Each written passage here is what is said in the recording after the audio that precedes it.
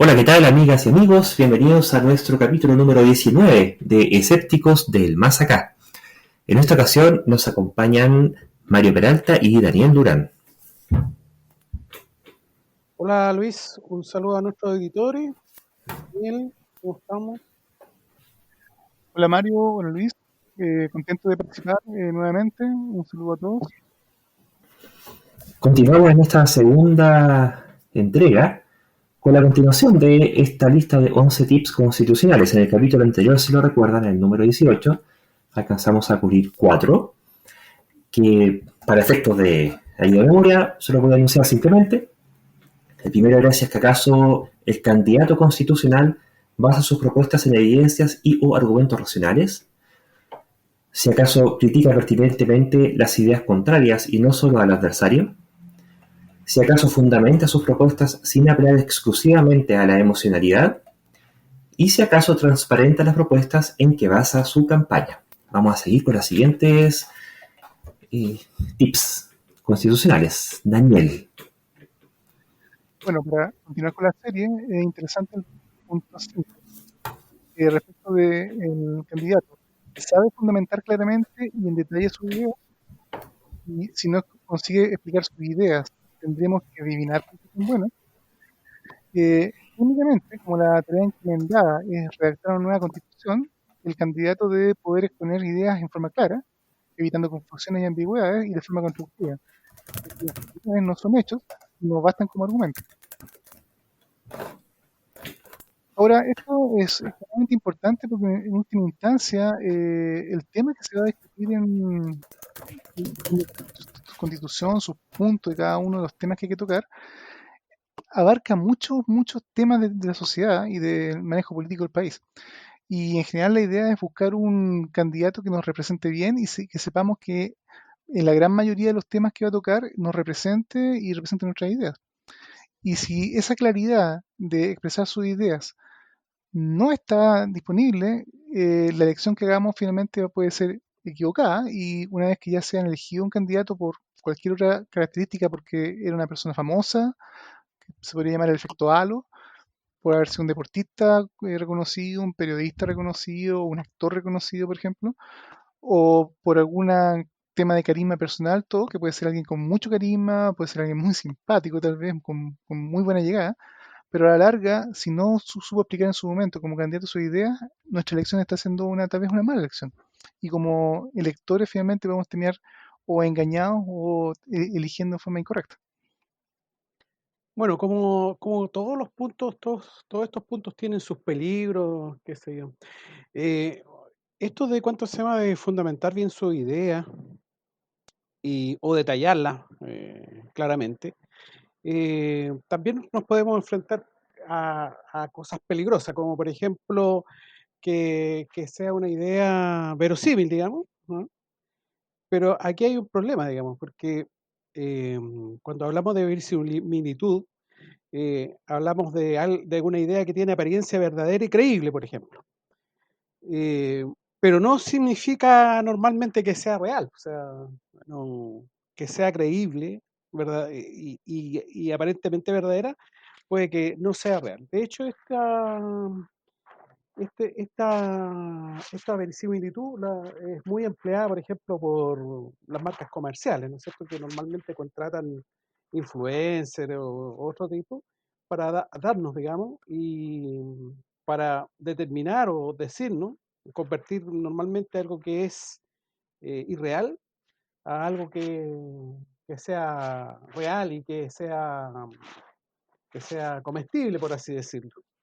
Entonces, un consejo, digamos, a los auditores es que siempre tengan pensamiento crítico al respecto. O sea, si sabes fundamentar claramente la idea y detallas bien su idea, también hay que un poco escarbar en ella. ¿Qué es lo que quiere decir? Bueno, y intentamos también que estas son condiciones necesarias, pero no suficientes, porque alguien podría saber fundamentar claramente y en detalle sus ideas, sin embargo, la idea que está planteando puede ser aberrante en términos ya sea éticos o ya sea en términos de sus consecuencias, ¿cierto?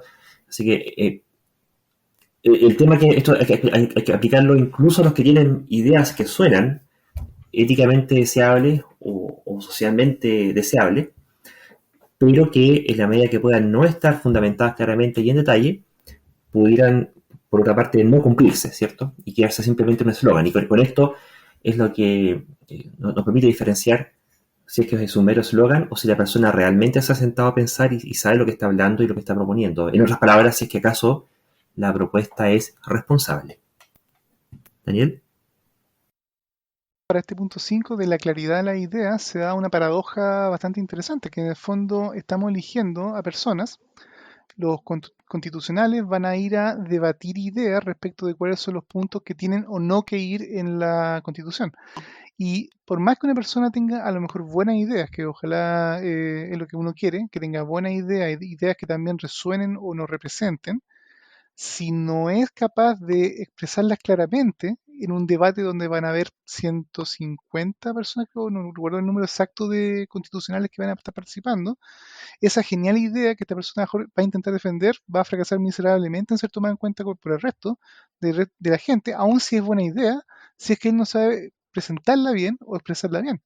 Entonces, no solo basta que la idea, nosotros también sepamos qué es lo que él pretende en respecto de muchos puntos, sino que aunque entendamos lo que quiere decir, sea una persona que va a ser idónea para el cargo donde exponer esta idea con claridad, elocuencia y en detalle va a ser una parte fundamental de su trabajo. Claro, porque ahí el tropiezo con el que nos podríamos topar es que, y que quizás ocurre, y es que nosotros como auditores o receptores de esta idea propuesta podamos completar los espacios en blanco y las cosas no dichas con aquellas cuestiones que nosotros quisiéramos que se completaran, siendo que en la realidad van a terminar siendo completadas con otras cosas. Y eso, aparte de ser, va a tener varios problemas, ¿cierto? Por una parte, va a generar desilusión, va a generar desencanto y eventualmente podría generar desastres. Desastres tanto porque la idea que se complete en otra parte termina siendo completada con aberraciones o porque el desencanto que produzca cómo se complete esa idea puede ser tal que provoque otro tipo de reacciones sociales que puedan ser por lo menos indeseables y eventualmente destructivas, ¿cierto? ¿Cuál vendría siendo el siguiente punto, Mario? Punto número 6, el número 6, bien digo. La pregunta es, ¿se refiere a hechos comprobables como respaldo a su idea? ¿O difunde y cree en noticias falsas y o teorías de conspiración? La bajada que podemos hacer aquí es si ¿cuánto se llama? Estos hechos mejoran las condiciones de vida, si las podemos evaluar correctamente, ¿qué resultado va a tener dentro de nuestras vidas, digamos, estas políticas públicas, ¿no es cierto? Aquí en el fondo estamos hablando de la posverdad, del negacionismo, todos estos temas incómodos y que nos hacen ver una realidad inexistente. Porque la alternativa vendría siendo que plantee o sostenga o pretenda sostener ideas refiriéndose a hechos no comprobables, ¿cierto? Por ejemplo, a ver si me ayudan con alguna idea, algún ejemplo, estoy improvisando en este momento. Si acaso uno pensara que podría, estoy elaborando el ejemplo, que uno podría proponer amplias riquezas, por ejemplo, pero en base a un crecimiento económico indefinido, infinito y eterno,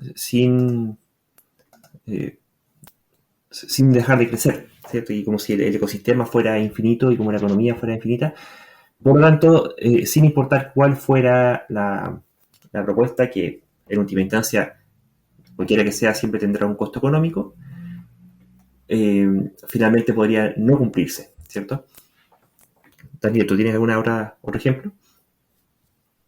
El hecho de que en el pasado, la historia, muchas cosas que ocurrían en la historia se basaban en la percepción de las sociedades, digamos, de las poblaciones con respecto de, por ejemplo, los países vecinos o inclusive otro grupo humano dentro de su propia sociedad, como por ejemplo pasaba con los libelos de sangre en Europa, cuando se inventaron muchas historias que vendrían hoy día a considerarse fake news respecto de, en el caso del mundo de los judíos, y eso creaba una odiosidad extrema y se terminaban pasando los pogromos, que era básicamente aniquilar a los judíos de tu ciudad, echarlos a todos, liquidarlos, lincharlos, y con sangre y muertos y cosas por el estilo. Lo interesante de eso es que en fondo muchos de esos libros de sangre históricamente se han estudiado y eran fake news, eran historias inventadas probablemente por gente interesada en efectivamente afectar a estos grupos de personas. Y hoy en día, sin ir más lejos con las redes sociales, donde ahora un tweet de una persona que puede ser una autoridad o alguien más o menos normal, que difundiendo noticias falsas puede justamente expandirse con mucha mayor facilidad y crear sensaciones en la opinión pública, rechazo, reacciones, que pueden terminar efectivamente afectando los derechos de grupos de personas de cualquier tipo. ¿Y por qué esto es importante? Porque si las personas que van a estar trabajando en la Constitución intentan promover, argumentar ideas respecto, por ejemplo, directamente xenofobia, por ejemplo, que la Constitución debe prohibir el ingreso de extranjeros, tal vez, o darle menos derechos por tal o cual cosa, porque resulta que los extranjeros comen guaguas, digamos, no se va por el estilo, o porque se sabe de un caso que tal vez pasó, o lo que sea, que era una fake news. Eso a la larga está afectando el cómo se va a redactar el marco que va a regir a todo el país. Y ese tipo de personas, por ejemplo, si alguien así cae en este mundo de este grupo de personas trabajando en una constitución, son directamente peligrosas.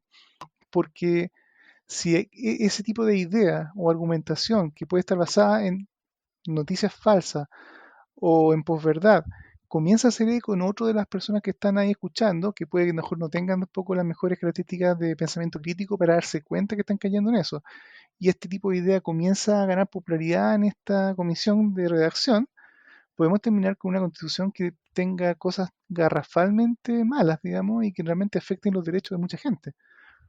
Y esa mucha gente puede ser inclusive uno mismo, ¿no? Así que este es un tema que yo diría no es menor y es directamente peligroso el que alguien como candidato ya manifieste ese tipo de tendencias de basar su idea o su postura en fake news o posverdad.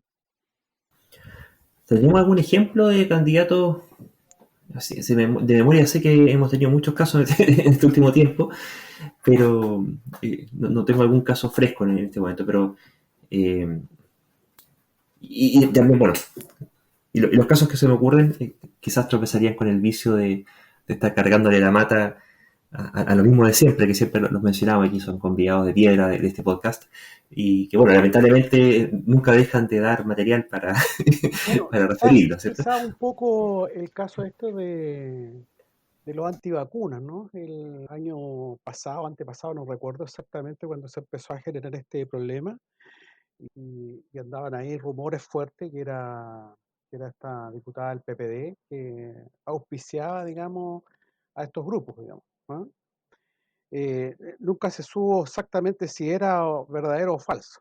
En todo caso, estos problemas de la posverdad, el negacionismo, qué sé yo, generalmente se da por esta ansiedad por el futuro que tenemos, ¿no es cierto? O sea, no sabemos lo que viene.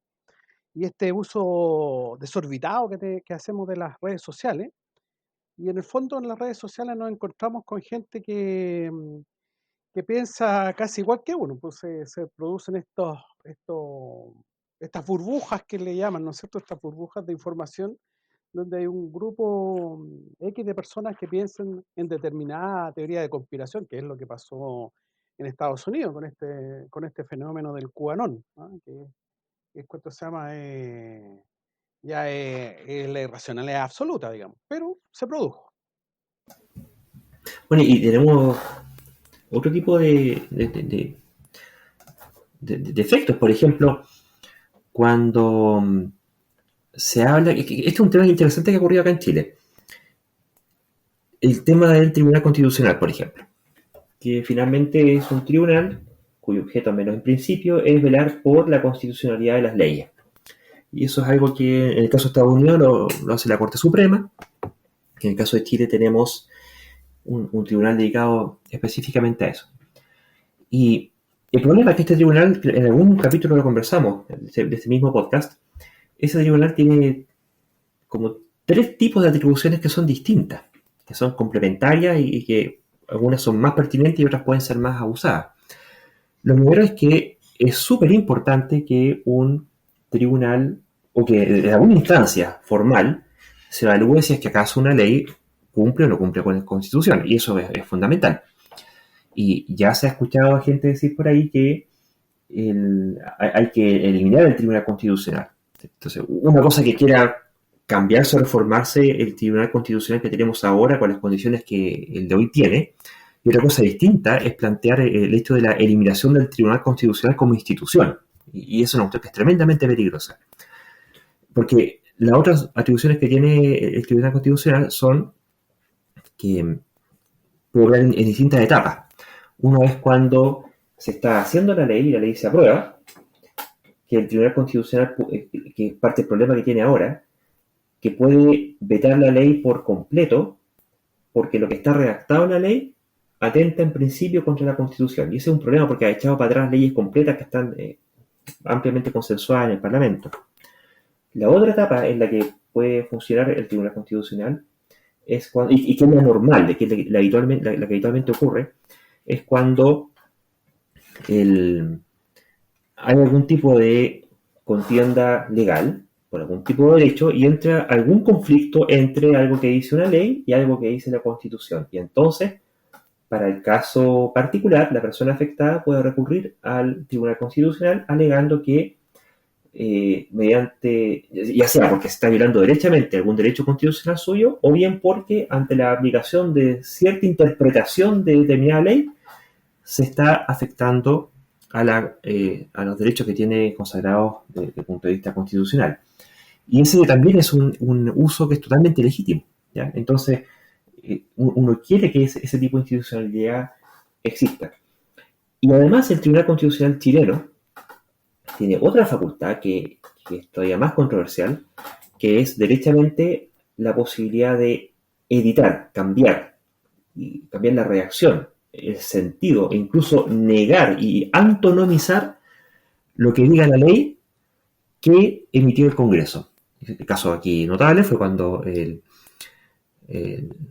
Congreso legisló que el lucro en la educación no iba a estar permitido y el Tribunal Constitucional, bueno, esto fue elevado al Tribunal Constitucional y ellos, no cuando ocurriera un caso de conflicto entre la ley y la Constitución, sino que inmediatamente salía la ley, por el hecho de estar la ley presente, cambió esa redacción y el no lo borró. Entonces, donde decía que el lucro no está permitido en la educación, cambió la redacción a el lucro está permitido en la redacción. Y así, sin más, el grupo de caballeros cambió lo que era y lo que fue de amplio consenso en el Parlamento. Y esa sería una atribución tremendamente cuestionable en el Tribunal Constitucional que quisiera cambiarse. Entonces, dadas estas 3 formas de operación que están mezcladas en la misma institución, nos remitimos a este punto 6, que estamos hablando respecto de los hechos comprobables que respalden las ideas, o si son noticias falsas o teorías de la conspiración. Y hay hechos que son comprobables, ¿cierto? Que están en los fallos incluso. Pero, volviendo al tema de las ideas bien fundamentadas, ¿cierto?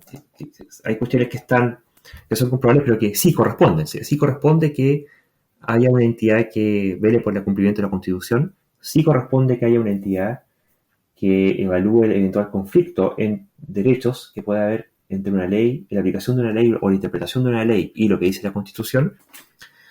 Y son temas distintos y aparte de si acaso el mismo Tribunal Constitucional ha de tener la facultad de editar leyes o de vetar leyes completas, que son otros, no decimos leyes completas, no artículos, sino que leyes completas a partir de interpretaciones ex ante de posibles inconstitucionalidades. Entonces, hay algunas de esas aprehensiones que sí están fundadas y otras que no tanto, ¿ya?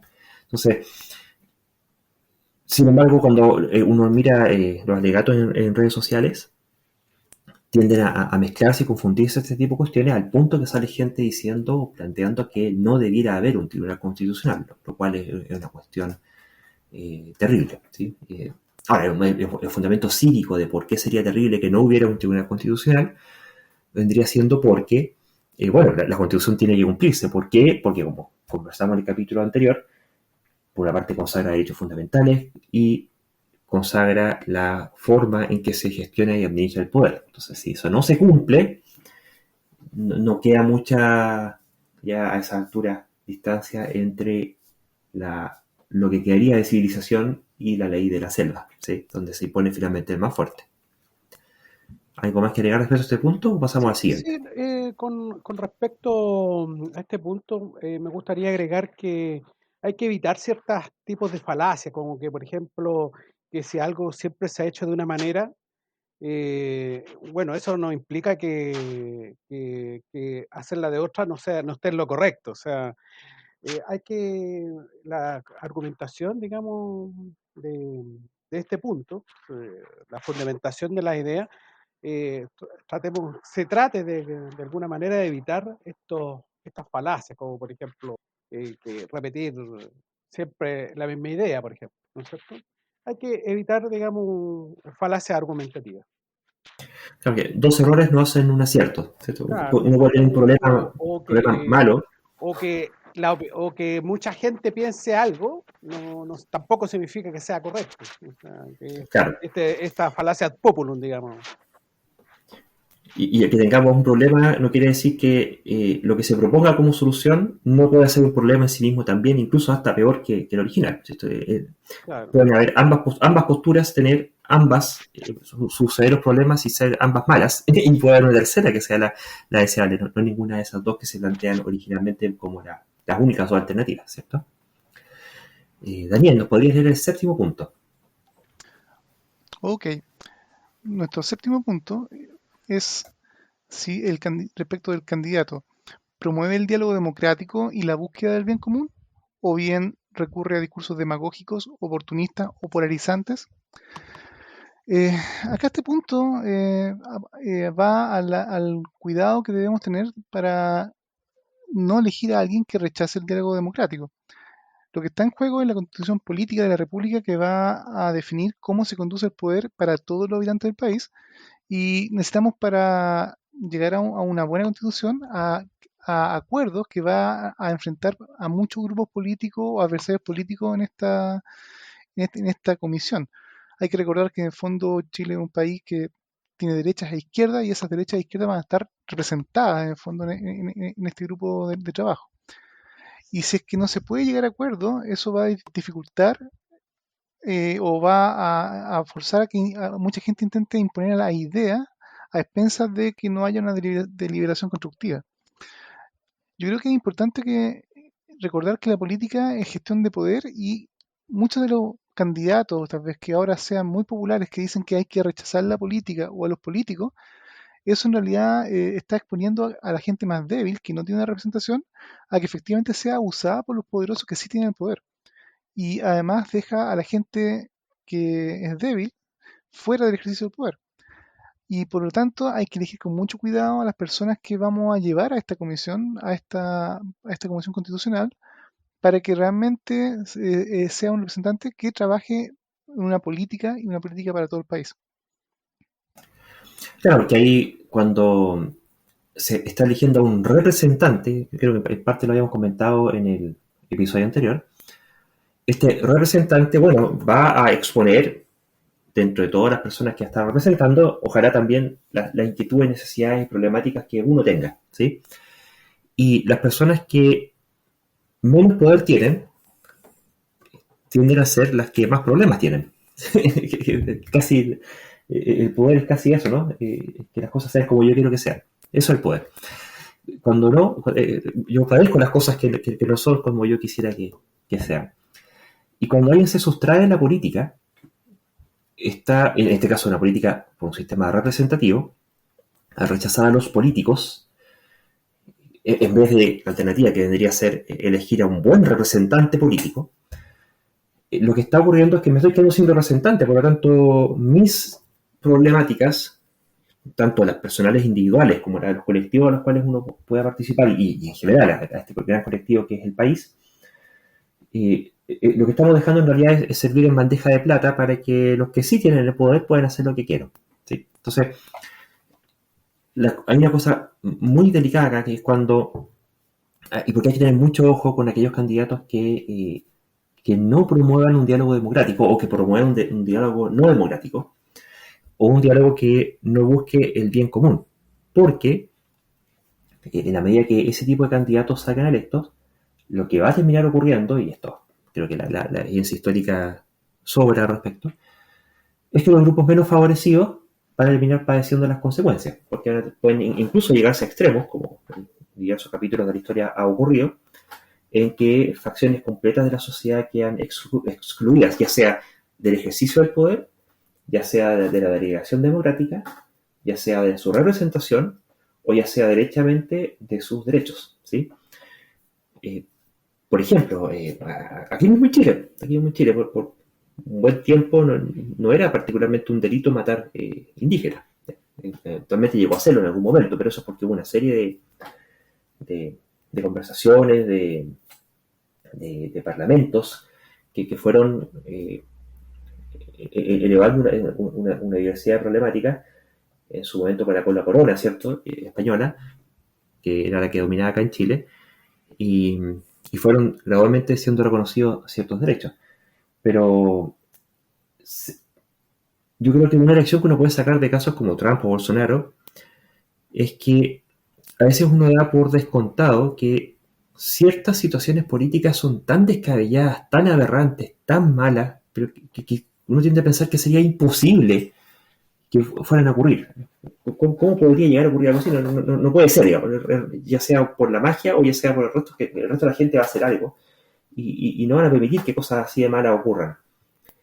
Yo creo que la lección práctica que hay que sacar de este tipo de representantes políticos, presidentes en este caso, es que sí, pues se pueden ocurrir.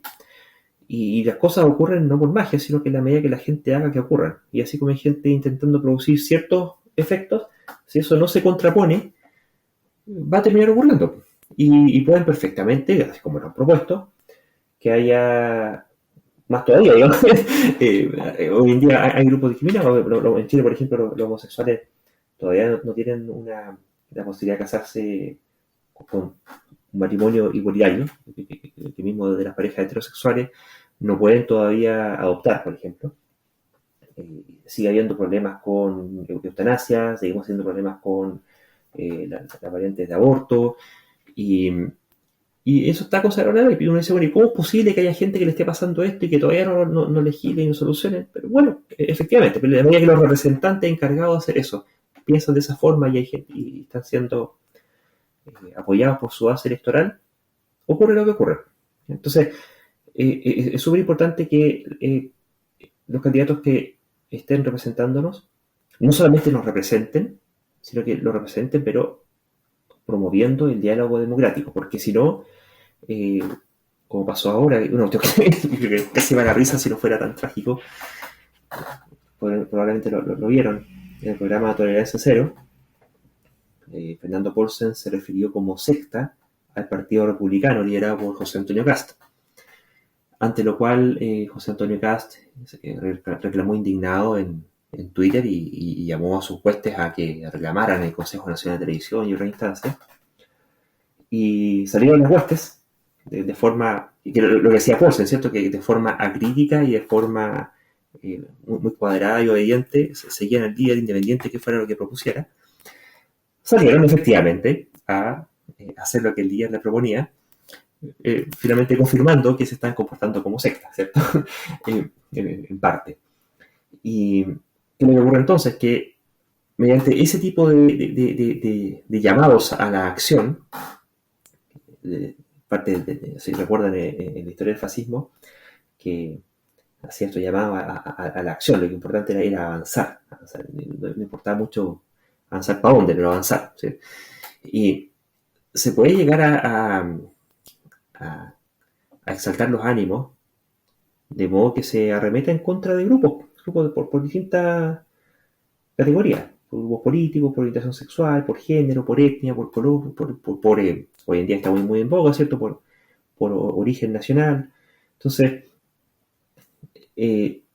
salvo que queramos, y quiero retomar un poco lo que decía Daniel, de que hay grupos a los que les puede tocar, y cuando uno no hace nada por estos grupos, y creo que lo que pasó en Alemania, ¿cierto? Que fueron dejando pasar, dejando pasar, dejando pasar, y se fueron haciendo cada vez más fuerte primero las voces, después los desaires, y ya después las acciones, hasta que finalmente, derechamente, la persecución en contra de grupos judíos, homosexuales, testigos de Jehová, creo que hasta, no sé si los vegetarianos, ya no me acuerdo, eh, pero que una vez que ya están, que son prevalentes en la sociedad, ya es demasiado tarde. Demasiado tarde. Eso tenía que ser prevenido al comienzo, apenas empezó ese diálogo que era polarizante y que no buscaba el bien común, sino que buscaba el bien de algunos solamente y el perjuicio de otros en particular. Esa cuestión debería inmediatamente llamar la atención y encender las alertas. Daniel. Bueno, y si pensamos la antítesis, digamos, o el antónimo de esta idea, si buscamos que alguien promueva el diálogo democrático y la búsqueda del bien común, y en realidad a quien termine elegido promueve lo contrario de eso, no un diálogo democrático, tal vez otro tipo de acciones más impositivas, de ideas dogmáticas tal vez, o bien que no está buscando el bien común, esa persona trabajando en redactar una constitución que va a representar a todo Chile y va a dar el marco legal para todo Chile, eventualmente podría tener características que sean entonces contrarias a la democracia y contrarias al bien común.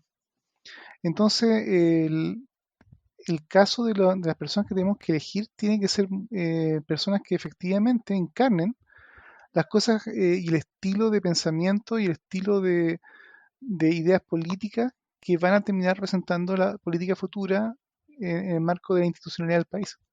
Entonces, no es trivial decir que alguien que, por ejemplo, decir yo, no sé, vamos a imponer que en el fondo nuestra idea venza como dé lugar en la Constitución.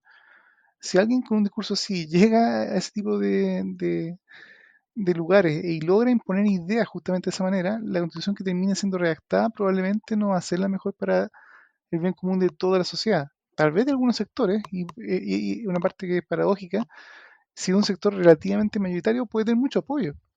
Pero hay que recordar que en el fondo, y aquí conviene un poco pensar en el velo de la ignorancia que plantea un filósofo de la idea es que si es que nosotros no supiéramos en qué grupo vamos a estar, digamos, en una sociedad y estamos haciendo las reglas de esta sociedad, la mejor de las reglas es aquella que en el fondo, sin saber nosotros qué papel nos va a tocar en esa sociedad, estas reglas sean suficientemente buenas o no tan malas que no sea un problema para nosotros tomar cualquier papel, ya sea de rey o ya sea de mendigo, ya sea de blanco o de negro, de hombre o de mujer. En este caso, si es que personas que van directamente con ideas antidemocráticas o no por el bien común, sino por un bien de un grupo particular, imponen tal tipo de ideas, eventualmente tal tipo de ideas pueden inclusive ser en contra de ese mismo grupo. Se pueden usar o a veces dar vuelta para dañar a grupos completos de la sociedad y eso es algo que en una nueva constitución que se está buscando que sea más democrática y mejor que la que tenemos, es algo que directamente yo creo hay que evitar. Bueno, esto que hacen generalmente los políticos profesionales, esto de recurrir a este tipo de discursos polarizantes, qué sé yo, generalmente se hace porque se recurre a la emocionalidad de las personas o de la masa, ¿no es cierto? ¿Y esto por qué? Porque en realidad somos seres supeditados a la emoción. O sea, nuestra racionalidad, nuestro raciocinio está supeditado a la emoción. Primero somos emociones. Seguramente a emociones como la rabia, el miedo, ¿no es cierto? El miedo seguramente es una de las emociones más antiguas que podemos tener. Seguramente alguna criatura en la prehistoria olía al depredador y en cuanto lo olía salía arrancando. O sea, el miedo es algo muy profundo dentro de todos los seres vivos en realidad. Entonces, tiene que ver con nuestra sobrevivencia, etcétera, etcétera. Entonces, es muy fácil y por eso que nuestros auditores eso lo tienen que tener muy claro. O sea, la racionalidad, la razón, todo esto está supeditada a estas cosas. Por sobre todo, nuestro cerebro está ha evolucionado en este tema de la emoción, y por eso que surgen todas estas cosas. Entonces es muy fácil llegar a hacer este tipo, a exagerar, a desfigurar, de tal manera de que encarne este sentimiento de odio, este sentimiento de cualquier cosa, de miedo, por ejemplo. Entonces, eh, por eso hay que hacer un esfuerzo ahí, de entender este tipo de cosas y sobreponerse, ¿ah? Y pensar de que la política una construcción que el ser humano ha tratado de ir haciendo en base a la racionalidad. Lamentablemente, esta racionalidad, como he dicho anteriormente, está supeditada a estas cosas evolutivas que seguramente nunca la vamos a abandonar. O sea, es parte de nosotros. Bueno, aprovecha Mario de contarnos cuál sería entonces el punto 8 que está relacionado con esto. El punto 8 dice, si nuestro candidato cambia de opinión ante una refutación adecuada de sus ideas o cae en ideas dogmáticas, absolutas e inamovibles. La bajada que tenemos es, nadie es dueño de la verdad revelada. Estamos en un mundo de incertidumbre más bien. No existen verdades reveladas.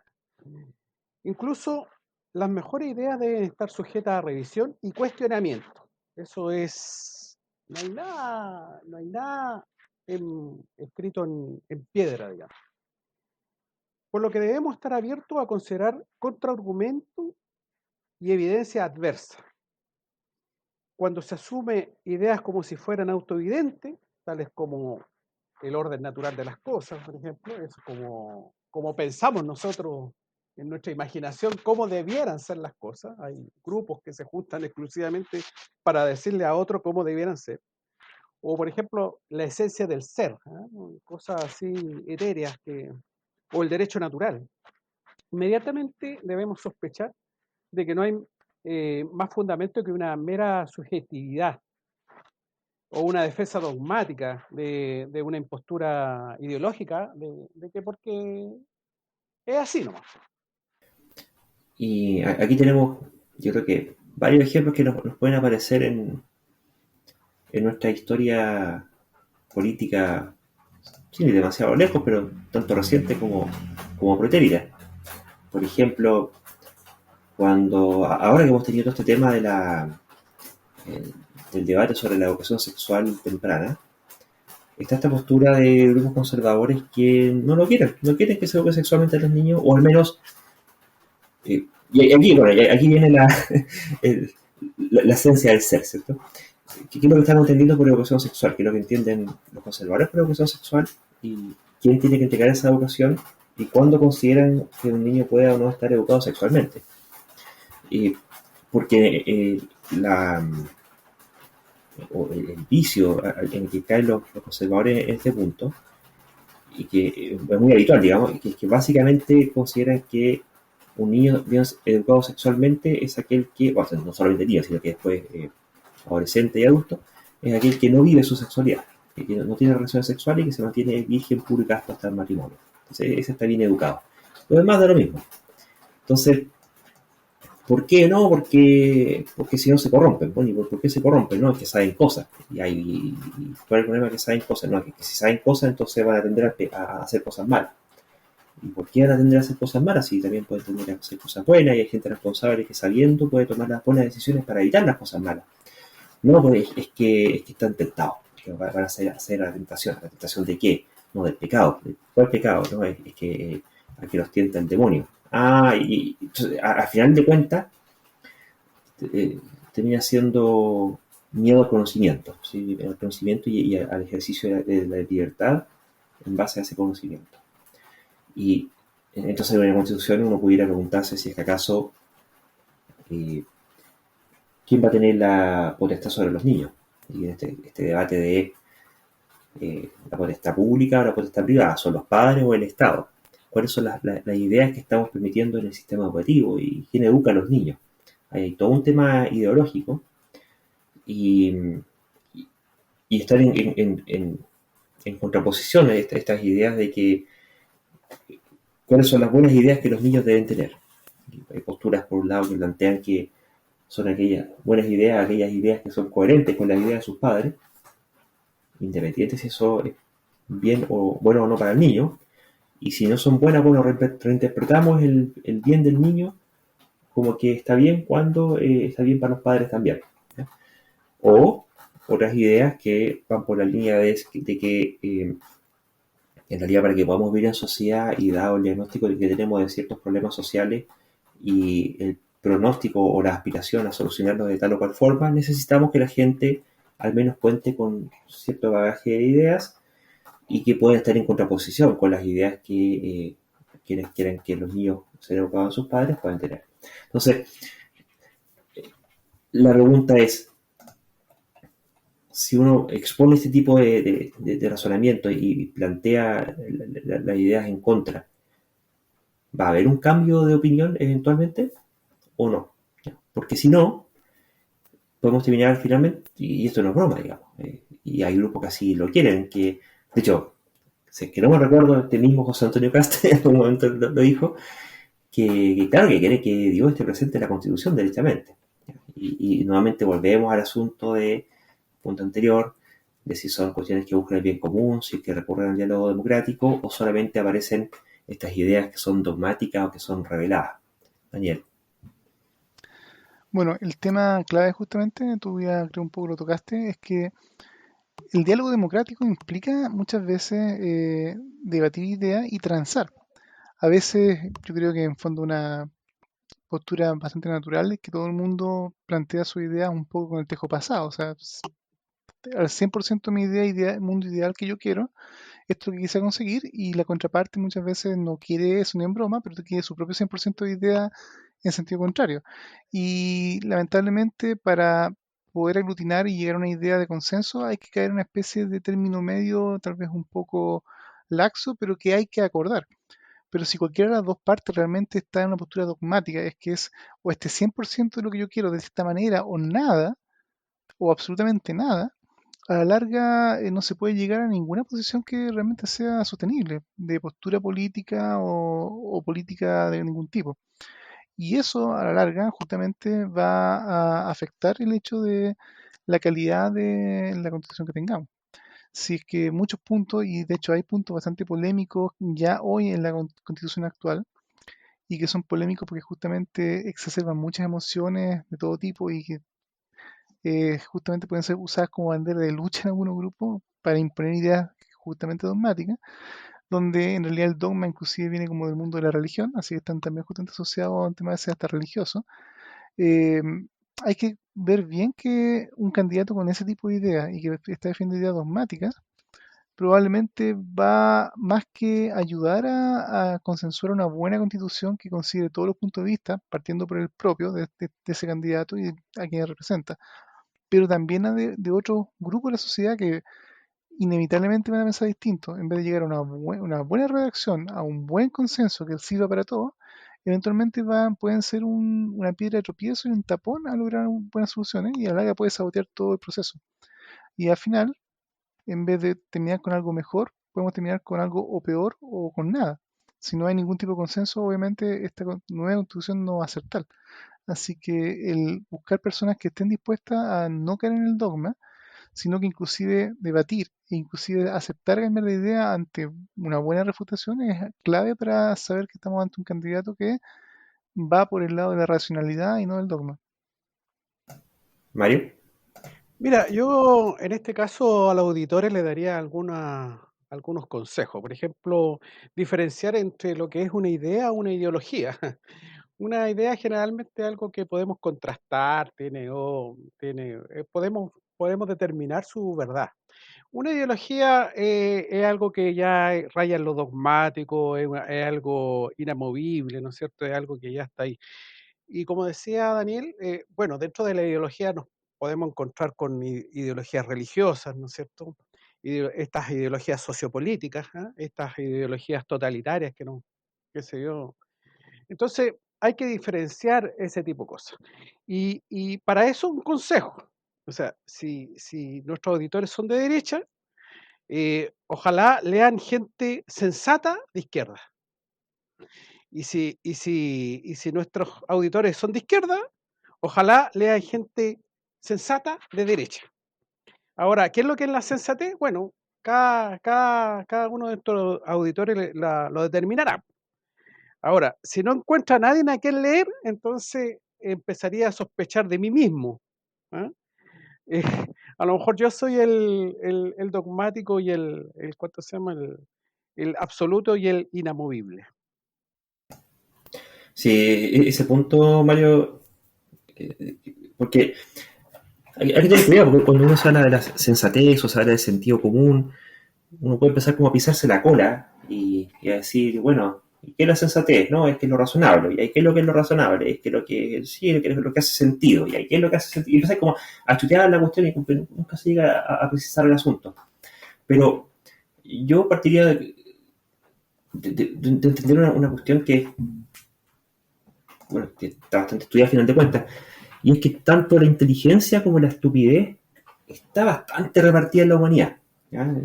Da lo mismo si eres blanco, eres negro, si eres hombre, si eres mujer, si eres joven, si eres viejo. Hay gente inteligente y brillante y gente idiota en todas partes. ¿Ya? Y este ejercicio, entonces, dado ese hecho, que es una cuestión que se instruye de una forma tipo campana de Gauss, ¿cierto? Más o menos normal, sería súper extraño que en un determinado grupo no hubiera nadie inteligente, que fueran todos tontos. Es extraño. O sea, alguien debe haber ahí que mejorcito que el resto, dentro de ellos mismos tienen que haber gente eh, más pulida. ¿Ya? Entonces, este ejercicio que planteas tú, Mario, yo lo rescataría. Cuando uno dice, bueno, es que no hay ninguno en este otro lado que valga la pena, pucha, posiblemente no solamente significa que pueda uno ser el dogmático, sino que también puede significar que a lo mejor uno no conoce lo suficiente de la contraparte. ¿Ya? Y posiblemente lo que haya que hacer sea ir a leer más para ver cuáles son, si es que acaso todos son como yo pienso que son, acaso no dicen cosas distintas entre ellos, acaso sus ideas son tan malas. A mí me ha pasado algunos debates que eh, muchos de los argumentos que yo puedo conocer en pos de la idea contraria me parecen malos argumentos, pero eventualmente aparecen por ahí algunos buenos argumentos que son dignos de considerar.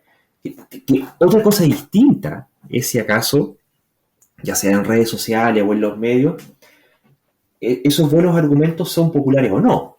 Posiblemente sean tan de nicho que a lo mejor incluso dentro de los mismos grupos de adherentes ni siquiera ellos mismos los conocen, salvo una pequeña élite. Y a lo mejor la gran masa defiende la idea, pero por las malas razones, ¿sí? Por razones equivocadas.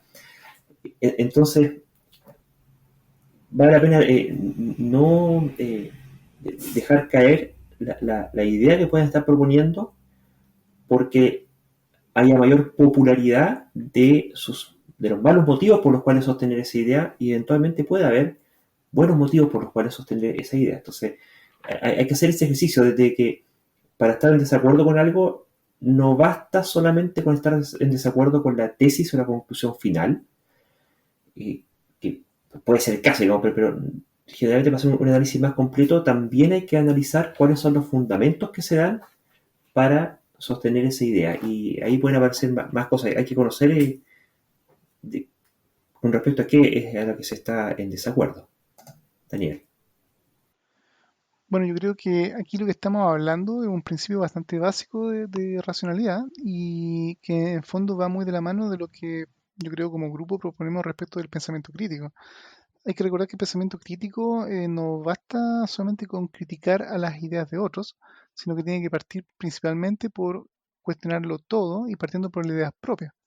Y eso implica que no basta con enamorarse con las ideas que uno ya cree, digamos, o las cosas que uno ya siente como correctas, y usar justamente la razón para intentarle aportillar las ideas contrarias para fortalecer mis ideas propias, sino al contrario, lo que uno debiera buscar, si uno es un buen pensador crítico y quiere en realidad abrazar las mejores ideas posibles, que las que sean correctas, sean las que uno tiene o no en ese momento, es contrastar las mejores ideas de cada lado, o de no siempre necesariamente es izquierda-derecha o un bando y otro. A veces puede haber más de un bando o más de un grupo de ideas en competencia, digamos, por respecto a dar respuesta a alguna problemática. Y ahí, en ese sentido, el cerrar justamente, como quien dice, cerrarse la idea en forma de un especie de dogma, como yo estoy en la razón o mi grupo está en la razón, y definitivamente cualquier otra idea contraria o de un oponente necesariamente está mala, es en sí mismo dogmático si no se da la oportunidad a analizar y ver inclusive qué tiene el bando contrario que decir respecto a mi propia idea. Porque uno siempre tiene que reconocer, podríamos ser nosotros los equivocados en algún punto. Y ahí en ese sentido se necesita entonces tener un poco se podría decir, eh, la diferencia de buscar la mejor idea contraria y ver si es que nuestras ideas a su vez logran soportar los mejores argumentos contrarios. Y a veces pasa que no. A veces pasa que justamente lo que uno creía y uno daba por cierto, y que uno siempre lo escuchó a veces por tema cultural, de familia, cuando uno de verdad pone atención y busca los mejores argumentos contrarios, nos vota nuestra idea.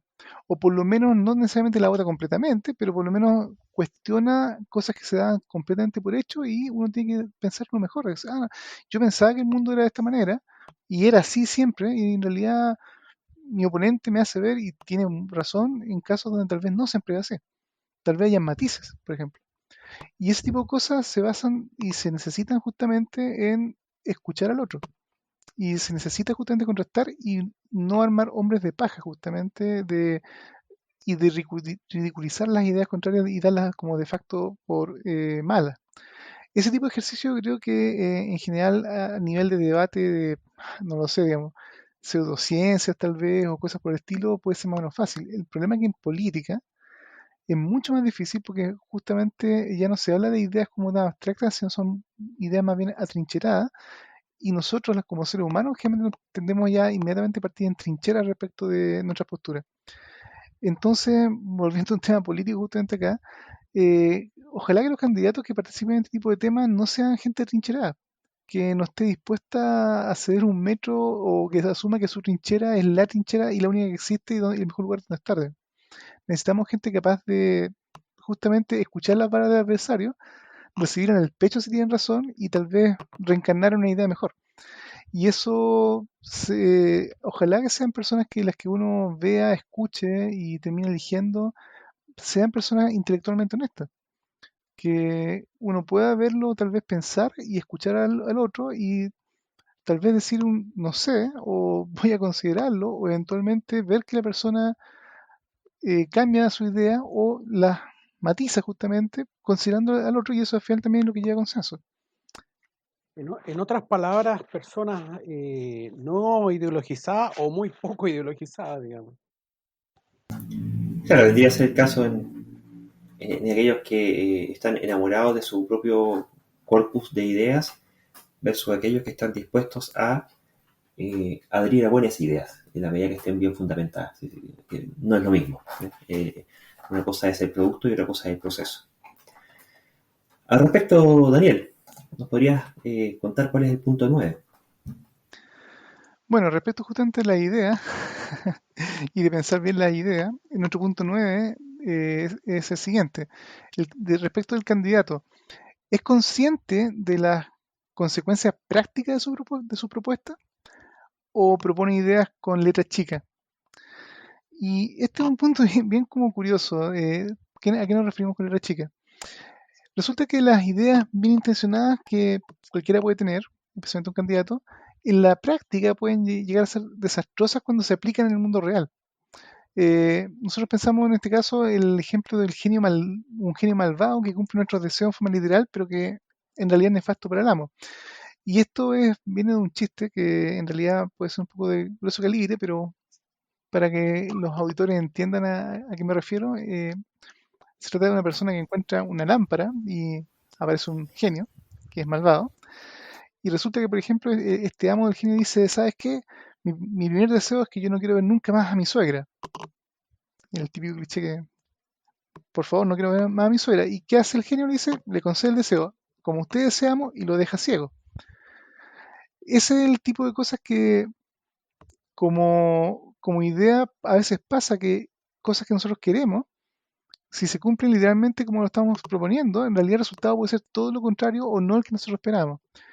Así que es importante analizar las ideas que ir más allá de cómo suenan y pensar sus consecuencias reales no solamente en el corto plazo, sino también a mediano y largo plazo y también en distintos tipos de escenarios que pueden ir cambiando.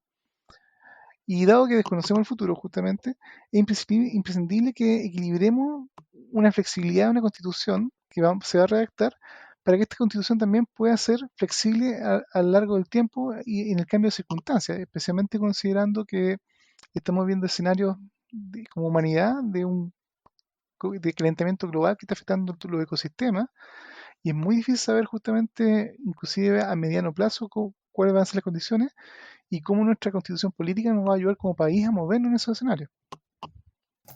Bueno, a propósito de este tema, quiero recordar a Patricia, que estuvo con nosotros en el capítulo anterior, que en este capítulo no pudo por sobrecarga académica. Ella nos recomendó la película Al Diablo con el Diablo, ¿ya? Sí, una película de ella como el año 2004 más o menos, que hace mucha comedia con esta idea del diablo que cumple las cosas literalmente, ¿cierto? Bueno, ¿y esto por qué literal? ¿De dónde viene el problema de la literalidad? Es que, bueno, esta constitución va a estar escrita. Y como va a estar escrita, se va a apelar a lo que está literalmente escrito en esa constitución al momento de hacer valer los derechos. Y, por ejemplo, pasan cosas. Piensen ahora que cuál es la diferencia, ¿cierto?, entre constitución y ley, porque la constitución, por una parte, organiza cómo se gestiona el poder en la sociedad y las leyes después son el resultado de esa organización. Y también, y que es parte del problema que tenemos, al menos en Chile, con la constitución actual, que esto se mueve en un abanico con dos extremos, ¿cierto? Por una parte está la extrema inamovilidad y por otra parte estaría la extrema volatilidad. En el caso de la extrema volatilidad, que también hay que tener cuidado cuando ese tipo de cuestiones se propone, a propósito de esto de que no haya tribunal constitucional y otro tipo de cosas, o que manden las mayorías así simples, ¿no? Así ya el 50% y ya está. ¿Qué es lo que ocurre? Que hay ánimos políticos que son muy fácilmente caldeables o influenciables o dirigibles en la dirección que se antoje. Al político inescrupuloso de turno puede proponer ideas aberrantes en un 2x3 y rápidamente sobre todo ahora con el tema de las redes sociales, ni hablar, se pueden juntar un buen volumen de gente para empujar el carro de la democracia en un sentido y sacar finalmente legislación, regulación que codifique ese sentir y esa intención. El tema es que las leyes, cuando cambian a cada rato, también introducen incerteza, no alcanzan a producirse, ya sea los efectos negativos o tampoco los positivos que pueden haberse querido con algún tipo de ley que están cambiando a cada rato. Y se vuelve difícil de gobernar el país, se vuelve impredecible. Y además están en juego también los derechos fundamentales. La gracia de la Constitución es que tenga que ser más resiliente al cambio, más resistente al cambio, para que si es que las cosas van a cambiar, obedezcan a sentires más profundos, más estables, más mayoritarios, más consensuados y de más largo plazo de la sociedad, que en vez de ser tan sensible al cambio de ánimo de una semana a otra según la última noticia del momento. Y sobre todo en lo que se refiere a derechos fundamentales, son cuestiones que ojalá ha sido un progreso histórico, un desarrollo de la humanidad por décadas de conseguir establecer ciertos principios en las constituciones para que se pueda garantizar cierto nivel de civilidad en las sociedades y que si eso cambia muy rápidamente con cualquier populista de turno, rápidamente se pueden caer en persecuciones y en vulneraciones sistemáticas de derechos fundamentales. Entonces, cuando está el extremo de la extrema volatilidad de la Constitución, se puede caer en ese tipo de vicio, donde rápidamente pues ya matemos a todos los de por aquí o los de por allá y rapidita la cosa queda escrita. Y en el otro extremo, que argumentablemente podría decirse que el caso chileno, está la extrema rigidización, en donde sí, ciertamente hay un montón de cambios, cuestiones cosméticas pequeñas, montones, Pero en las cuestiones más sustanciales, no. Hay una serie de mecanismos que impiden que esto ocurra, aunque tengan al 70-80% de la población en contra. Y hay montones de cuestiones que, dado que en la Constitución se define y se codifica cómo se gestiona el poder dentro de la sociedad, en la nuestra está codificado de tal forma que sistemáticamente no llegue a ser representado en la codificación el sentir de la población de forma masiva y mayoritaria por mucho tiempo y sobre muchos temas, ¿ya? Que es la extrema inamovilidad. Bueno, esto se aguantó hasta que ya reventó con el asunto del estallido social y hoy en día estamos en este proceso. La idea sería que eh, cuánto sufrimiento nos pudiéramos haber ahorrado si es que esto se hubiera cambiado de forma transigente y no dogmática en su debida oportunidad. No solamente respecto a las consecuencias inmediatas que tuvo el estallido social, tanto en términos de violaciones de derechos humanos como en términos de destrucción de la propiedad y el efecto económico que eso tuvo, sino que todo el sufrimiento que muchos compatriotas han tenido por décadas y que fueron el caldo de cultivo y que llevaron finalmente a este estallido social, dado que se han estado consagrando situaciones de abuso extremo y de denigración de derechos fundamentales por tanto tiempo, a consecuencia de problemas en la Constitución. Mario, ¿qué te quiere decir al respecto? Sí, bueno, complementando en realidad lo que están hablando ustedes, dado que hay esta incerteza por el futuro, eso lo único que significa que en realidad hay temas que van a tener que quedar dentro de la Constitución y temas que sencillamente van a tener que salir porque está nuestra incerteza sobre el futuro que sencillamente no vamos a poder meterlas dentro.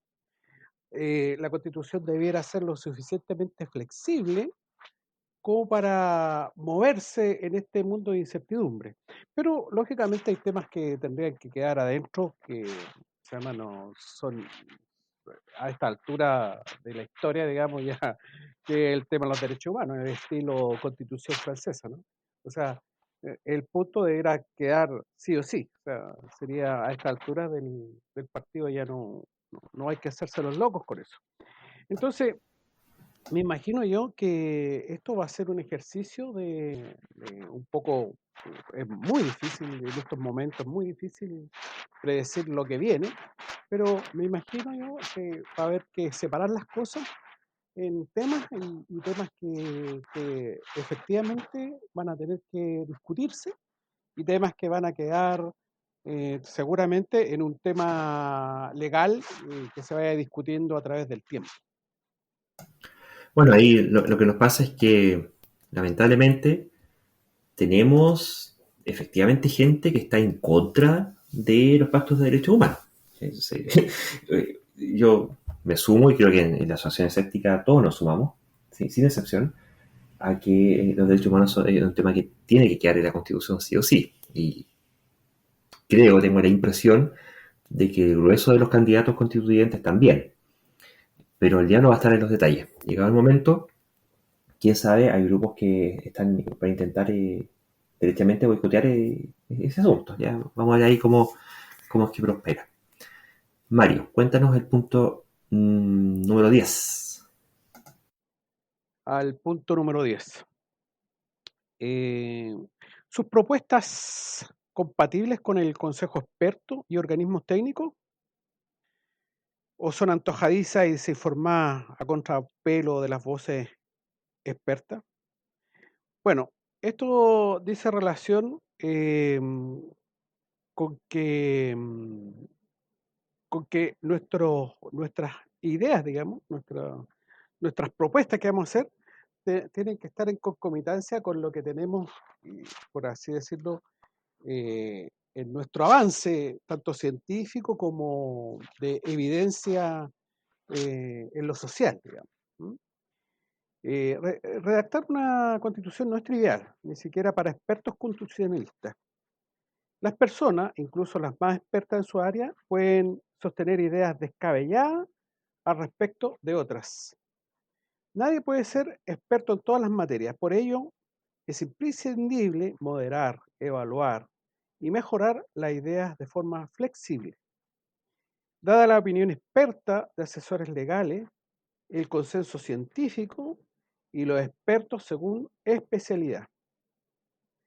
Las políticas públicas no se deducen directamente del conocimiento científico, sino que se requiere deliberación ciudadana, la que se debe considerar, de todos modos, la evidencia disponible y el conocimiento experto para lograr sus objetivos. Claro, porque yo creo que aquí hay que abordar como dos grandes temas, ¿cierto? Uno es que hasta qué punto, o sea, lo primero es que nadie puede ser experto en todos los puntos y que alguien puede ser perfectamente idóneo en un área y no serlo en la otra y hablar barbaridades, ¿cierto? Está el tema de hasta qué punto son concluibles las políticas públicas solo a partir de la ciencia. Ahí hay más cosas que hacer. Y entender que, dado que queremos lograr ciertos objetivos, no da lo mismo el cómo queramos hacerlo. Hay formas sabidas de hacer ciertas cosas, hay formas sabidas de no hacer ciertas cosas, y hay formas no sabidas que habrá que investigar. Entonces, al momento de plantear un objetivo, independiente de cuál sea, si queremos llegar a él, el cómo se llegue a él no da lo mismo que lo que se haga, sino que tiene que haber ahí conocimiento y por eso es importante que el camino que se plantee y que se siga sea coherente con el conocimiento experto. ¿Ya? Esto no quiere decir que los expertos sean los que hagan las leyes, sino que tiene que haber deliberación ciudadana, finalmente, y especialmente respecto a los objetivos. ¿Qué es lo que queremos conseguir? Y, y ser solícitos y estar atentos a lo que los expertos tienen que decir respecto al cómo proseguir para que ese objetivo pueda ser cumplido y cuáles son sus efectos colaterales, cuáles son las mejores formas de hacerlo, etcétera. Si no, podemos terminar, bueno, tenemos un caso muy notorio ahora último, ¿cierto? El caso del diputado Raúl Alarcón, conocido como el cantante Florcita Motúa, que si ustedes revisan su línea de tiempo, en Twitter en particular, ha hablado pestes contra los transgénicos sin tener mucha idea de lo que son, ha propuesto ideas antivacunas, ha propuesto consumo de hipoclorito de sodio para combatir el COVID-19. Y ahora último, ya no me acuerdo con qué salió, aparte todo el tema que tenía ético suyo de su relación con las mujeres, ¿ya? Y creo que lo que ha hecho en la intimidad. Pero al menos en lo que a consenso experto se refiere, ya en varias ocasiones ha hecho notar lo peligroso que puede llegar a ser un diputado o una bancada de diputados o de congresistas o de representantes que planteen cuestiones que terminen siendo aberrantes y terminen perjudicando a toda la sociedad. Daniel. Bueno, acá hay que pensar que, por ejemplo, hay mucha polémica y problemas reales hoy con la constitución actual en temas, por ejemplo, del uso de aguas, que por lo que entiendo, hoy por hoy el derecho de aguas que puede, entre comillas, cualquier persona solicitar, está consagrado constitucionalmente como a perpetuidad y sin posibilidad que, por ejemplo, el Estado pueda revertir una decisión de asignación de derecho de agua o sin que haya necesariamente casos donde el Estado pueda eventualmente cambiar ese uso de agua en caso de calamidad o lo que sea. Quien es dueño del agua hoy, por constitución, es para siempre. Eh, Perfecto, eso, por ejemplo, podría ser un tema de discusión, muy probablemente va a ser una discusión muy interesante en la redacción de la nueva constitución, pero aquí se da la paradoja de cuál es la mejor entonces respuesta. Y el tema del ambientalismo es un tema importante. Sabemos que el medio ambiente está siendo muy afectado por la humanidad en general, por todo nuestro comportamiento de consumo y nuestra actividad humana. Y tenemos que de alguna forma equilibrar justamente el interés por el cuidado del medio ambiente con nuestra vida como comunidad y como sociedad. Entonces, ¿cómo logramos hacer eso? Y es una pregunta que justamente no tiene respuestas obvias. Si hubieran respuestas obvias y demostrables, ya habríamos resuelto el problema.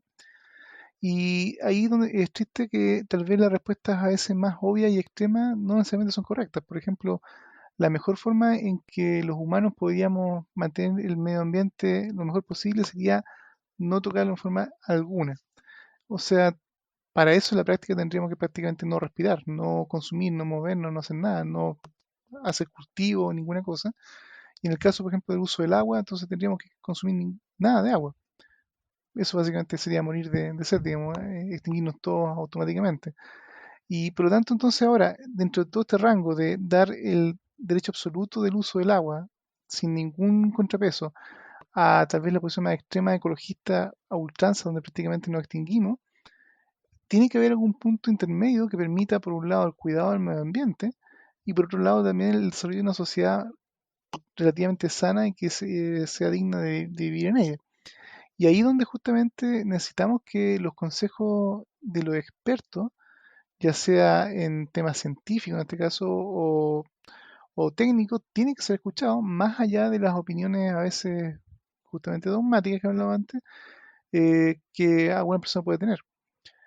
O esas ideas tal vez muy fuertes, muy potentes, tienen que ser tal vez morigeradas y tienen que ser también contrapesadas con la opinión de expertos. Y nuestros candidatos tienen que ser, ojalá, dispuestos a escucharlo y no que sencillamente se cierren en su idea y hagan oídos sordos de lo que expertos técnicos, científicos o legales puedan decirle respecto de tan lindas ideas, pero que en la práctica van contra la realidad. Eso yo creo que va a ser más necesario y nuestra próxima constitución va a tener que ser una constitución que efectivamente nos ayude a navegar en estas aguas revueltas que vienen en el futuro. Hay muchos temas que hoy están siendo cada día más portadas, de desastres naturales, calentamiento global. Mientras hoy día estamos grabando, hay una lluvia en pleno verano que está causando unos desastres en la zona central de Chile. Y este tipo de cosas justamente van a comenzar a ser tal vez más frecuentes si efectivamente los cálculos científicos que muestran que el calentamiento global está afectando cada vez más los problemas climáticos, van a ser cosas que van a ocurrir más y más frecuentemente. Y por lo tanto los derechos de todos nosotros como sociedad en Chile van a estar cada vez más expuestos, van a ser más riesgoso vivir en Chile y en cualquier parte del mundo. ¿Cómo nuestra constitución nos va a proteger? ¿Cómo nuestra constitución nos va a ayudar a navegar en esa eventuales escenas futuro si en realidad los expertos aconsejaron cosas y no fueron escuchados a la hora de redactarlo? Eso es algo que yo creo que hay que tomar muy en cuenta en ver nuestros futuros candidatos, si de verdad ellos atienden a la opinión experta o no. Y eso puede ser la diferencia entre una buena constitución que nos permita movernos en el Chile real que vamos a tener en los próximos 10, 20, 30 años, o una constitución que va a ser espectacular en el papel y tal vez digna del aplauso por su fuerza, pero que a la hora de navegar la realidad nos va a llevar contra la roca. Mario. Bueno, tengo que recordar que nuestro diputado Florcito Amatúa no es el único magufo, digamos, presente en el Parlamento, hay varios. Y eso habla, no sé exactamente si habla de nuestra pésima formación en ciencias que tenemos en el país o que hay personas que sencillamente no les interesa un comino el aprender ese tipo de cosas. Bueno, sea, como estos son tips para nuestros auditores, que en definitiva son ellos los que van a elegir los constitucionales, deberían preocuparse de eso. O sea, lo ideal sería hacer que toda nuestra constitución, que las políticas públicas y todo, contaran con evidencia, ¿ah? Con evidencia, tal vez no siempre sea una evidencia científica, pero por lo menos que haya, que sepamos que tal o cual política va a tener un beneficio, digamos. Entonces, em, nuestro propósito es que nuestros auditores se vayan preocupando de esos tips, ¿no es cierto? Que se vayan preocupando. Entonces, este señor que ellos están viendo que posiblemente van a votar por ellos, ¿qué piensa con respecto a estos tópicos, por ejemplo, con respecto al tema de la evidencia científica, con respecto a la salud, con respecto a ese tipo de cosas? ¿Realmente tiene una idea propia él o al menos se hace asesorar por gente que ojalá, o sea, uno debería idealmente saber, pero imposible saber todas las cosas, por lo tanto debería contar con personas competentes en los temas que se van a abordar. A propósito de lo que decía Daniel del equilibrio ecológico, me acuerdo de esto que en el mundo neoliberal se plantea de que la única forma de cuidar del medio ambiente es que haya un privado que sea dueño del medio ambiente, porque aquello que es del privado, ese privado lo va a cuidar para sí, mientras que aquello que no es de nadie no va a ser cuidado por nadie y todo lo van a destruir.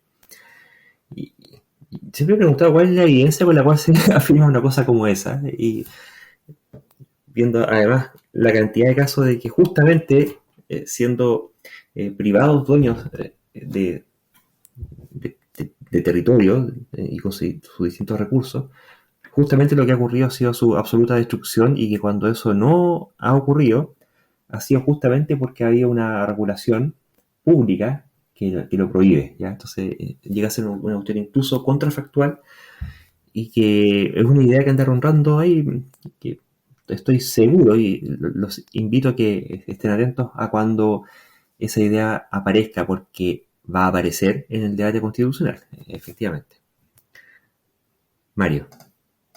Bueno, todos sabemos que hay escuelas económicas, digamos, escuelas económicas completas que se basan en nada, pues, es pseudociencia solamente, no tienen, digamos, hay escuelas económicas praxeológicas, hay otras que tratan de hacer algo, pero en definitiva, entonces con la economía hay que tener cuidado con ese tipo de afirmaciones. Ojalá a nuestros constituyentes, si es que se meten en esos temas, bueno, nos muestren, digamos, los papers, a pesar de que en economía las diferentes escuelas económicas tienen sus diferentes publicaciones ISI, ¿ah? Pero al menos debería haber una contrastación entre, no sé, entre escuelas o al menos entre el otro tipo que piensa de manera radicalmente diferente, si es algo que tiene alguna sustentación o sencillamente es un blufeo de esa escuela económica en particular. Oye, y esto es importante porque no solamente los derechos políticos han de estar escritos, sino que en última instancia han de ser puestos en la práctica, y las restricciones materiales siempre van a ser un tema, ¿sí? El mal soporte material puede, o de hecho condiciona, el soporte material condiciona la factibilidad de la realización de material de determinados derechos. Y, por ejemplo, los derechos humanos, donde está considerado el derecho al medio ambiente, el derecho a la salud, etc. Así que, Daniel, te invito a que nos leas el punto número 11 y final de esta propuesta. Bien, nuestro último punto, como sugerencia respecto de qué debería primar en la elección de un buen constitucional, es ver si sus propuestas respetan los derechos humanos y reconocen su importancia. O viene un candidato que propone relativizarlos, vulnerarlos o desconocerlos selectivamente. Para entender este punto hay que entender que nuestra sociedad, y para que nuestra sociedad se pueda desenvolver dentro de un marco de civilidad mínima razonable, como esperamos de los estados modernos, y hay que reconocer que se requiere garantizar un mínimo de dignidad y derecho a las personas, es un requisito indispensable que se funde en el respeto a los derechos humanos. De lo contrario, estamos exponiéndonos a que la ciudadanía quede a expensas de una barbarie desatada en su contra por parte de un Estado del día de hoy y futuro, de los agentes de Estado o otras instituciones que puedan detentar el poder. Y el mutuo reconocimiento de nuestra dignidad tiene que ser un valor fundamental en el día a día y no solamente una circunstancia del gobernante de turno. Y es un requisito mínimo que el historial, el discurso, la afiliación y las propuestas de los constituyentes sean coherentes con los derechos humanos. Bueno, este punto es importante porque justamente nuestra historia ya tal vez no tan cercana y tal vez inclusive cercana, si vemos también muchos hechos que han pasado recientemente después del estallido social, el tema de los derechos humanos siempre aparece en la palestra, especialmente a veces por su violación y especialmente por gente que ha visto afectados sus derechos. Y este punto entonces es crítico para que una nueva constitución aborde estos temas en forma clara y los constitucionales que vayan a redactar esta nueva constitución también tengan la película clara de que los derechos humanos no debieran ser un punto que no puede ser transable o selectivamente dependiendo del derecho que se afecta. Es importante que consideremos que como país no puede haber unos nosotros versus los otros, o que nosotros tenemos derechos y los otros no. Así que les dejo la palabra a Mario o a Luis que piensan respecto a este punto. Mario. Bueno, yo creo que el capítulo anterior mencioné el largo recorrido que ha tenido el tema de derechos humanos, o lo que en la actualidad conocemos como derechos, que surgen en la Revolución Inglesa, ¿no? Cuando un reinado constitucional. Luego esto, ¿cuánto se llama? Con lo que aportaron los ilustrados, se vuelve a ratificar en la Revolución Francesa. Los derechos del hombre surge ahí. Para luego, después de la tremenda guerra mundial, la Primera Guerra Mundial, los tipos tratan de juntar ahí algo así como una sociedad de naciones y tratar de establecer que esto cubriera para todo el mundo. Algo que indudablemente no se logró, porque viene la Segunda Guerra Mundial y nuevamente se forma ahí la ONU tratando de establecer esto. Los derechos humanos, a partir del año 47, por ahí, 45, 47, cuando se empieza a establecer, ha sido un recorrido largo donde se han pisoteado una y otra vez. O sea, es terrible cómo se han pisoteado. Hay partes del mundo donde se pisotea todos los días. Si nosotros como Chile, como chilenos, pretendemos ser un Estado moderno, un Estado que está viendo el futuro, es indudable que este punto lo vamos a tener que abordar. Y este punto, a mi entender, como lo expuse recién, como la Constitución francesa, debiera estar como uno de los primeros lugares. Y por eso nos resulta trivial ver, bueno, cuál ha sido el historial de las personas que se presenten como constituyentes respecto a ese tema. Porque aquí nos colgamos de un punto que planteamos en el podcast anterior, ¿cierto? Que era respecto de las críticas a las personas, ¿sí? De que si era pertinente en aquellos puntos en que por categoría de argumento le corresponde. Y en este caso, alguien que va a ser un representante político no es lo mismo si es que tiene o no tiene un historial de apoyo o rechazo a su respeto y su vocación y su universalidad.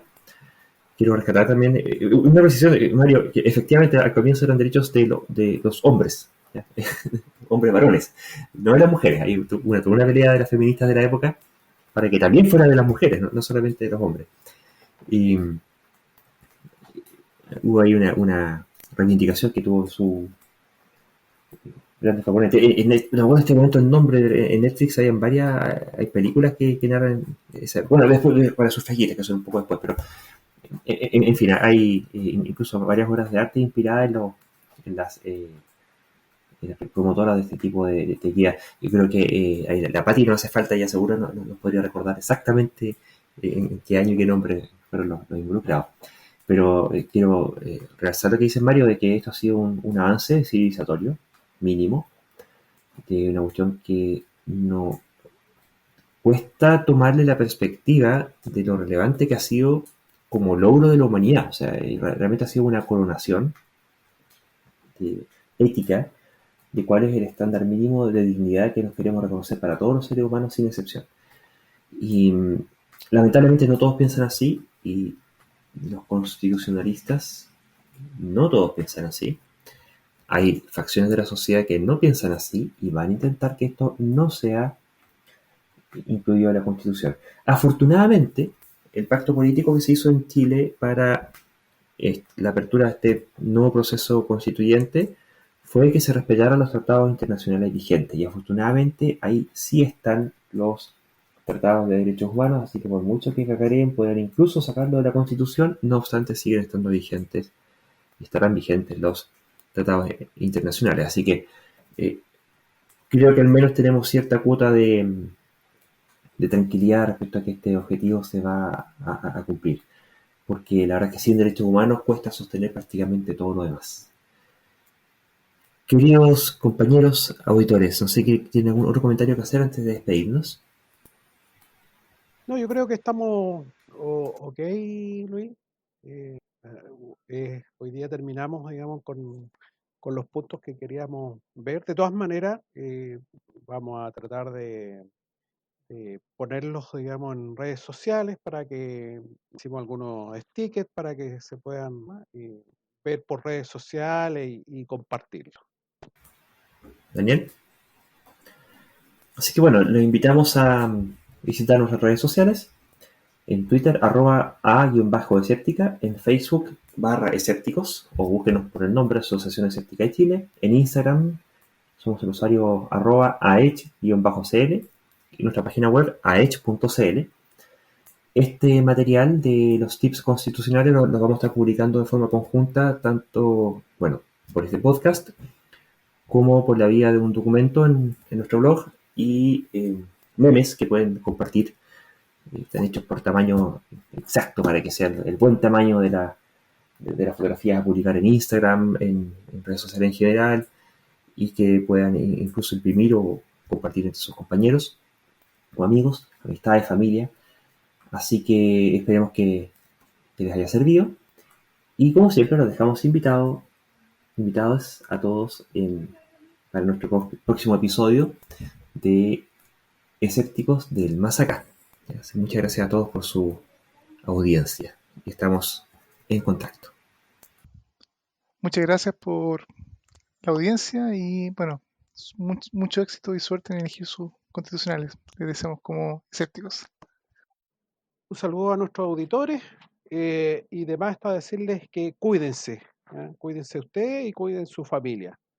Y felices vacaciones, los que puedan.